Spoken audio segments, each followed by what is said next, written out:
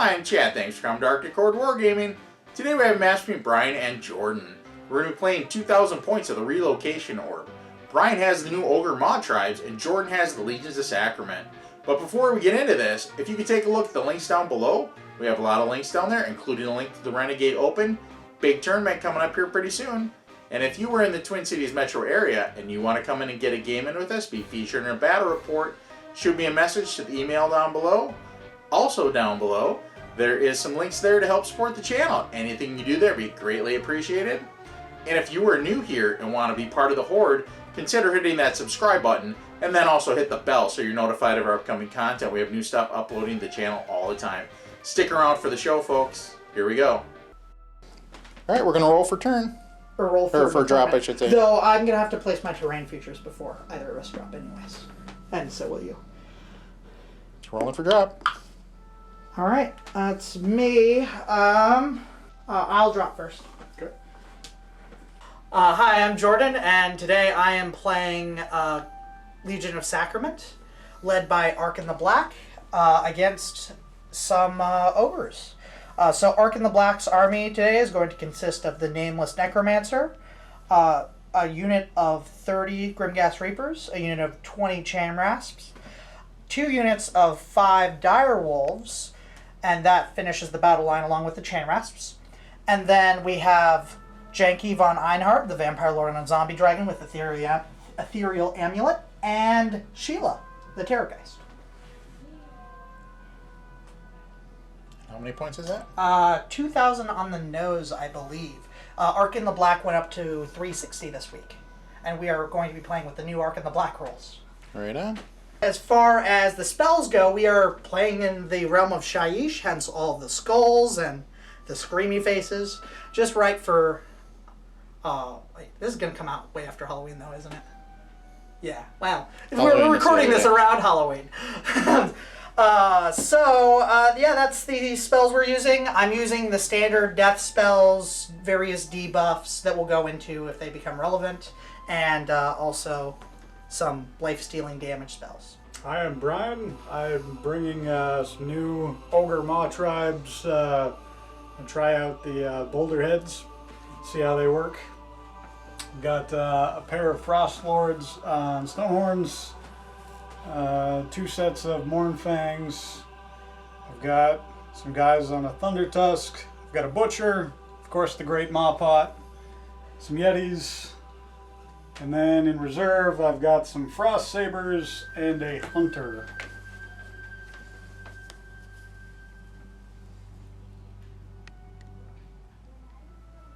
And how many points does that wind up being?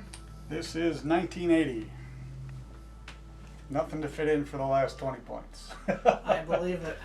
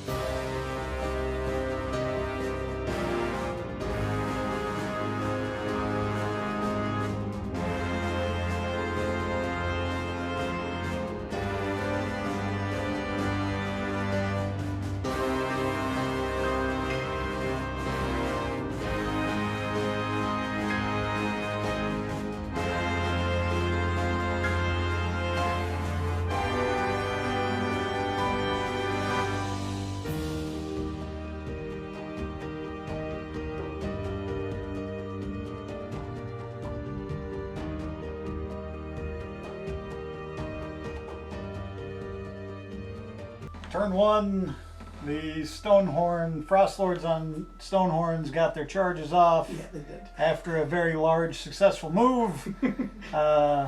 First Stonehorn did nothing because Sheila, the Terrorgeist, evaporated when the first one hit her a handful of times. Blew up and did, however, do some damage. The dogs in front were taken out from the charge rolls and the mortal wounds from that. The unit of guys in the front that were blocking some of my Mournfangs here. They also likewise died to charges and then attacks from these guys. When the Reapers made their pile-ins, they were also able to attack. The second squad and also did a pretty good handful of damage. And that was my turn 1. What about the other stuff in back there? Yetis did nothing. My Butcher, of course, did nothing. My Thunder Tusk did get off a pretty good shot and killed quite a few of the dogs that were on that side. And then otherwise, he is hanging out there securing the objective. A Hunter and the Frost Sabers came in and thought they were going to do something very heroic and ended up doing absolutely nothing. So now we're going to Legions of Sacrament, turn 1. So basically, this general got to swing first because he can use a command ability that lets him swing first in combat, and he did so, and the Reapers all sort of just fell over, and they were eventually finished off by these guys. So the Reaper unit is entirely gone, and Ark in the Black and the Necromancer are sort of running away.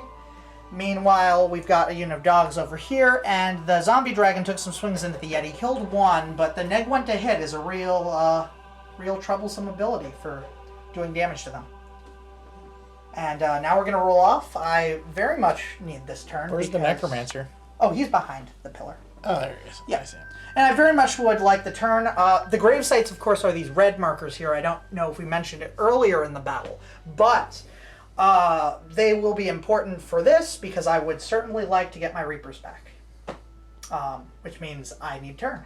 All right, now we're going to roll for turn. Hiya! All right. Oh. Okay, you get it?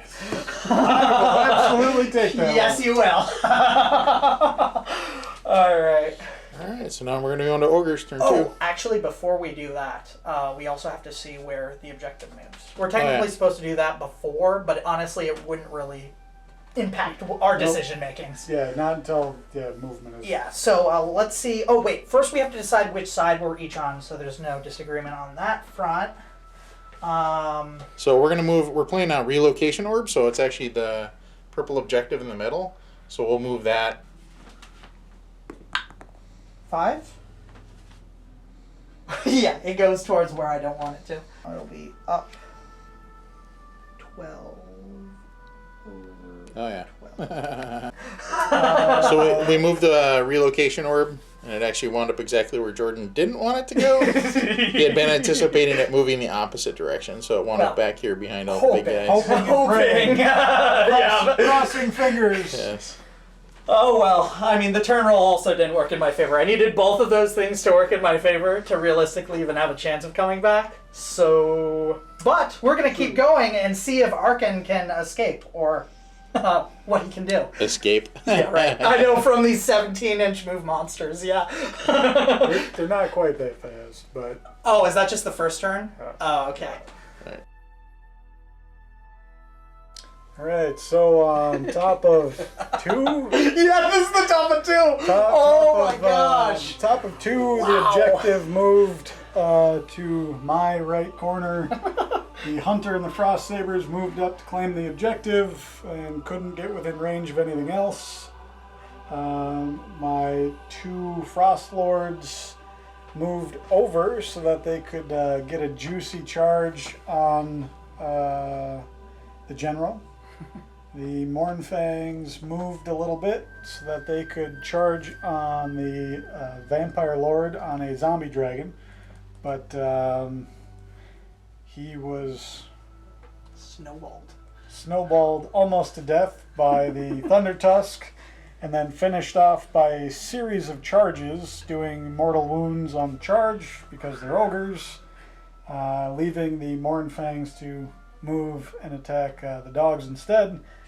Of course, the 2 Frost Lords charged and did some pretty serious damage on top, and then the non-General Frost Lord finished off the big guy, and the General finished off the Necromancer. And with that, we're going to call it. Yep. So. Yep. All right, yeah, good game. Okay. That was pretty quick. The monsters hurt. The big guys definitely are big, and I was a little bit afraid that their point cost was going to be too much, being this is like the first time I've really played with them. Turns out I was mistaken. Well, I mean, maybe not. Maybe this was an anomaly. I don't know. Like, it's also possible. Like you did go up against like an anti-horde unit. True. But you did clear them really fast. A lot of it was you were kind of castled up at the beginning, which allowed me to really get in and do some damage. That helped my case. Right. If I took the first turning out on the objective, no, you just would have blown up everything on the objective and then taken 3 points. That's possible. The thing is, so I think what I'd have to do to deal with something like this is just have more bodies. I need a lot of skeletons. I think that's what is present in the army that can deal with this, because I can afford to lose a lot of skeletons. Bigger screens. Yeah. The small squads of dogs were not enough for a screen. And that is very true, and that's what's going to happen in the army, because I wanted to run the 2 dragons or whatever. True. Of course, Sheila just got pounced on because these guys move I've very seen Sheila fast. enough to know she hurt. Yes, so you went right for her. She didn't even get to swing. She just exploded. Like, not even close. How much damage did you do with that one profile? It was like 22 or something? Yep, 21. 21 damage. Yep. That was gross. Yeah, so that's pretty good. The other thing that's a bit shocking is, of course, Janky, I played in a lot of games, the Vampire Lord and the Zombie Dragon. And I'm fairly used to him being able to tank half an army by himself. He got blown up pretty fast, and because his weakness is mortal wound output. And this has a lot more than I had expected. It was a lot more than I thought. I ran just a gut buster list before, and they only do mortals on 6s or on 5s. Sure. The big guys get to do it on 4s, which makes a huge difference for how many mortal wounds you get. And then the battalion, you said, pumps it to 3s, or you can potentially do them on 3s. Yes. Yep. So you get additional bonuses based off of size of the units, type of unit, things like that, which is, in this case, was quite helpful. So, I mean, talking about where they are now, as we talked during the match. The big weakness before, the reason that no one really played Beast Claws, you had mentioned, was because single models, low model count, you cannot hold an objective when you have, say, a 30-man Reaper squad that's coming in to also contest that objective. So, like, even if before you could potentially kill a unit like that, it would give the player with the hordes time to control objectives. Absolutely. And in the case of death, they just need to control objectives for a bit, then they can bounce back later if their general stays alive and send more troops in. But in this case, I can't get a hold of the objective quite as easily, because these guys count as 10 models for the purposes of the objectives. Well, the big riders on Stone Horns or Thunder Tusks count as 10 per. Smaller models I'll count as 2. So, like the Mournfang or any of your other ogres on foot? Traditional ogres. Yep. Okay. Yep. So they all count as 2. Yetis and Frost Sabers, of course, only count as 1. But, okay. For the most part, I mean, that helps a lot. So as long as you can actually fight, you don't need to worry as much about... I mean, of course, you still need to play objectives, but, like, you actually can play objectives. Correct, yep. Yeah, because it is hard to remove a 12-wound model. Yes. With a 3-up save. Yep, 3-up or a 4-up, either or. And if you can't remove it, it'll hit you. Absolutely. Yep. Pretty hard. I mean, stone horns, they hurt. Yeah. So if you can't remove it, even thunder tusks, they're kind of made for that, right? Being able to sit back with the ranged attack, halfway decent save. And you kind of have to go to it because it has enough mortal wound output. You can't ignore it if it's within range distance of you. Absolutely. And when it counts as 10 models, it was good. The Maw Pot came in handy. Clutch heal between that and a prayer in order to heal my general back to full. Right. What was the rules question with the grave marker? Oh. We'll have to be looking into that. Right. Yeah. If you just want to mention it, though, and then people can comment down below on it. Well, in terms of... Oh, okay. So in terms of the grave marker, there's some debate about whether or not you can summon guys back or heal guys back with a grave marker, and then use a second grave marker that they are now within range of to heal more. So let's say you start. I was outside. This Reaper was outside of 9 inches of this grave marker. If I put one back from healing from another grave marker over here, then I am within 9 inches of this grave marker, so do I get D3 more heals? And there's some debate about this, and honestly, I'm not sure if it's a resolved question or not. But it's also one that I'm not sure matters that much, because you also get heals from the heroes, which are separate, separate abilities. It was about priority of those. So right. if the heroes would have done that first, then it wouldn't have mattered. Yes. So it was a moot point. Right. But it could matter in certain really corner cases. Sure, yeah. I would say lack of heroes in range or something like that. Yep, absolutely. And especially if you play with all your grave markers pretty close together, which is pretty popular for legions because it gives you access to a lot of healing in the area you need it. I mean, legions tends to play pretty defensively because they don't have a lot of speed. Absolutely. Except... Well, my army does. Yeah, it has plenty of my speed. Army has speed, but it sacrificed. It didn't have defensive capability to hold up to this because I had speed. There are strengths and weaknesses of all the different forces. And the strength of the ogres seems to be, well, they do have punching power, and the mortal wounds output is there. Move quick and hit hard. Yep. And if you get bogged down in combat and you can't just keep charging, like with big infantry blocks, that's where if they can get ground down.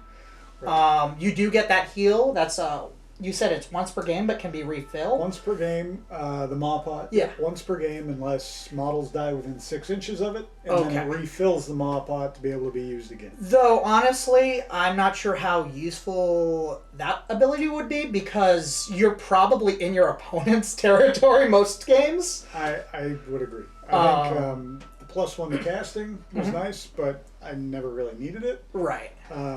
The heal, it was nice. Having big multi-wound models was certainly more beneficial than, say, a standard ogre with only 4 wounds. Right. Which you're going to remove quite a few of them before the Maw Pot becomes useful. So. And how useful are the battalions in this book, do you think? First impression. Of course, it's brand new. For Beast Claw stuff, I don't know that they are. Mm-hmm. I brought this one. I never even got a chance to use them. Fair enough. So I don't know that I'd ever do it again. I think I need another big guy as a priest because all of the actual battalions for the Beast Claw guys revolve around having a priest. Okay. And that particular model instead of Frost Lord. Do you think there are any like low drop count builds that are possible, or is that not really a possibility? Absolutely. Yeah. You could do probably a 2-drop. Really? Okay. So all big guys, because the Thunder Tusk guy there is a battle line, so you could run 3 of those. Yeah. Pair of big guys, and most of those would be in a battalion. Right, and I mean, I'm sure you could run this army in various different ways, but the way that's obvious from like seeing this is obviously the Alpha Strike, which you tend to want the choice overturned usually. Absolutely. Against a matchup like Legions matters a little bit less, but against other matchups like Slaanesh or Iron Jaws or Skaven, it can matter a lot more. Because you don't want to get shot to pieces or counter or charge before you get to charge. Absolutely. Well, and being able to use the winter, I forget what the tribe name is, but the winter guy's ability to use a command point to immediately activate made a huge difference. Yes. Well, I mean, the Reapers can attest to that. They lost to 22 models or something from just his attacks. Absolutely. Well, but my general would have been dead if I wasn't able to do that. 5 wounds on him. He only had a handful left. Yep. If I didn't activate, you would have. Okay, I didn't think that he was that low. He was. Okay. Yep. So he was hurting pretty good. Right. So I guess that's the thing to watch out for. I mean, you have a 3-up save, which is good, but if against Ren, that gets worse pretty quick. 4-up. Yeah. Yep. And then at the same time, you only have how many wounds on them? 12. So 12. Yep, So that's, I mean, it's a good amount for a monster, but considering how expensive they are. 400 points is a lot. Mm-hmm. Yep. So it hurts when you have a 400-point model removed out Yes. the table. Yeah. There are some things that certainly were more useful. Mornfang were kind of the laughing stock for a while. Nobody ran them. You got them in the start collecting box, which was great, but nobody ever put them on the table. Were they your only battle line option, or could you run Yetis as battle line as that? No. Well, I could if I had a priest. Oh, okay. Fair enough. I don't have a priest. No, so you can run Mornfang, which for some reason or another don't show up on the app as battle line. Mornfang down? Nope. But they're like their basic battle line?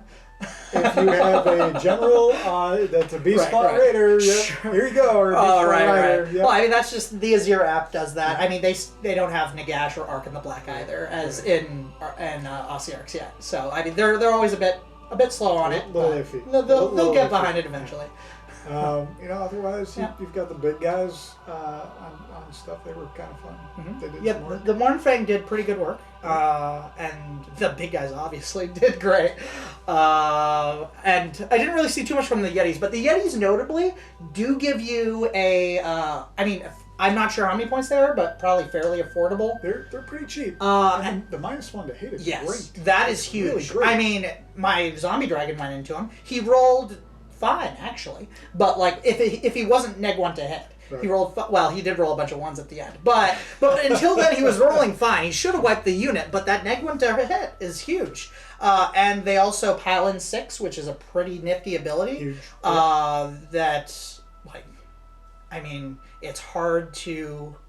It's hard to really quantify how good that can be in certain situations. I mean, that can win you the game if you can get on an objective with them. It's very unexpected. Right. For almost everything in the game that only piles in 3 inches, to have something that can do a 6-inch pile in is crazy. Yeah. All right. Yeah. I think that about covers it. Yeah. So, good game. Yeah. The new Ogor Mawtribes. It's a tough book. Check it out if you haven't. But for now, if you want to be part of the Horde, hit that subscribe button, and then also hit the bell so you're notified for upcoming content. We have new stuff uploading to the channel all the time. Stick around for the next show, folks.